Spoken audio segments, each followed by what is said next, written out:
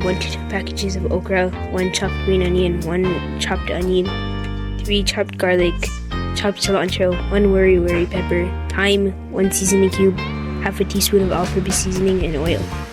Cut the okra 1 centimeter thick and remove the ends.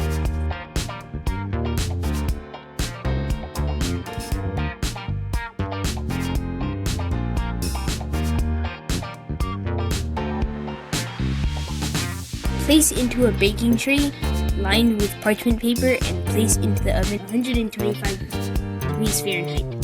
Then leave it for 25 minutes. This will help remove any sliminess. After okra is done, place a large pan on medium heat with some oil. And then add the scallions, herbs, and the pepper, and then mix it. And let it saute for a minute. Then add the seasonings, cook for another minute.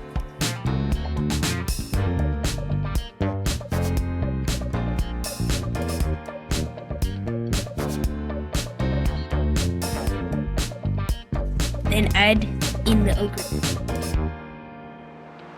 Cook until the okra is soft and has no more slime, and add oil if necessary.